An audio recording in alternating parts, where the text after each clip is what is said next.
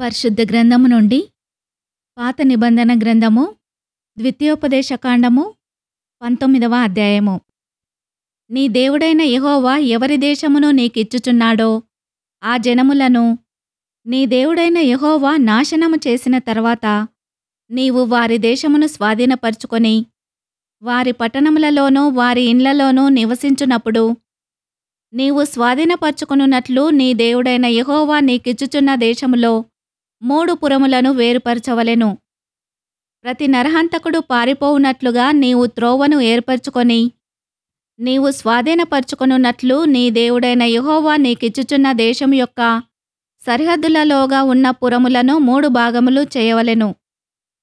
పారిపోయి బ్రతకగల నరహంతకుని గూర్చిన పద్ధతి ఏదనగా, ఒకడు అంతకుముందు తన పొరుగువాని యందు పగపట్టక పొరబాటున వాని చంపిన ఎడల, అనగా ఒకడు చెట్లు నరుకుటకు తన పొరుగువానితో కూడా అడవికి పోయి చెట్లు నరుకుటకు తన చేతితో గొడ్డలి దెబ్బ వేసినప్పుడు గొడ్డలి పిడి ఊడి వాని పొరుగువానికి తగిలి వాడు చనిపోయిన ఎడల, వాడు అంతకుముందు తన పొరుగువాని యందు పగబట్టలేదు గనుక వానికి మరణదండన విధి లేదు.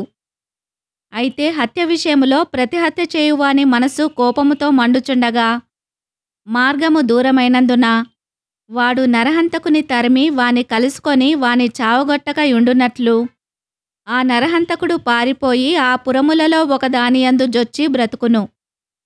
అందుచేతను 3 పురములను నీకు ఏర్పరచుకొనవలనని నేను నీకు ఆజ్ఞాపించుచున్నాను. మరియు నీ దేవుడైన యెహోవా నీ పితరులతో ప్రమాణము చేసినట్లు ఆయన నీ సరిహద్దులను విశాలపరచి నీ పితరులకు ఇచ్చేదనని చెప్పిన సమస్త దేశమును నీకిచ్చిన ఎడల, నీవు నీ దేవుడైన యెహోవాను ప్రేమించుచు నిత్యమును ఆయన మార్గములలో నడుచుటకు నేడు నేను నీకు ఆజ్ఞాపించిన ఈ ఆజ్ఞలన్నింటినీ అనుసరించి నడుచుచు ఈ 3 పురములు గాక మరి 3 పురములను ఏర్పరచుకొనవలెను. ప్రాణము తీసిన దోషము నీ మీద మోపబడకుండునట్లు నీ దేవుడైన యెహోవా నీకు స్వాస్థ్యముగా ఇచ్చుచున్న నీ దేశమున నిర్దోషి యొక్క ప్రాణము తీయకుండవలెను.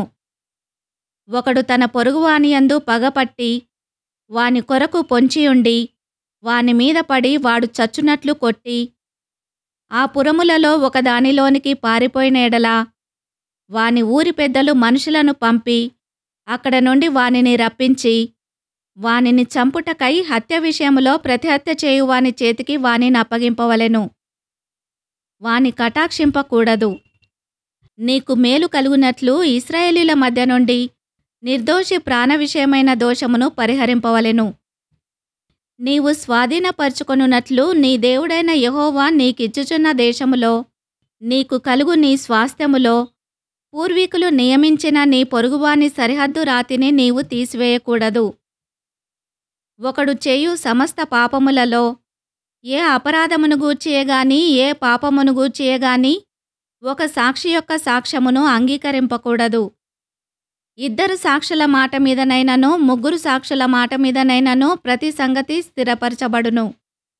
అన్యాయపు సాక్ష్యము ఒకని మీద చెప్పుటకు ఒకడు నిలవబడి నేరము మోపుటకై అబద్ధమాడిన ఎడల, ఆ వివాదము గల 2 మనుషులు యెహోవా సన్నిధిని, అనగా ఆ కాలములోనున్న యాజకుల ఎదుటను న్యాయాధిపతుల ఎదుటను నిలువవలెను. ఆ న్యాయాధిపతులు బాగుగా విమర్శించిన తర్వాత వాని సాక్ష్యము అబద్ధ సాక్ష్యమై తన సహోదరుని మీద వాడు అబద్ధ సాక్ష్యము చెప్పిన సంగతి వెల్లడి అయిన ఎడల, వాడు తన సహోదరునికి చేయతలంచినట్లే వానికి చేయవలెను. అట్లు మీ మధ్య నుండి ఆ చెడుతనమును పరిహరించుదురు.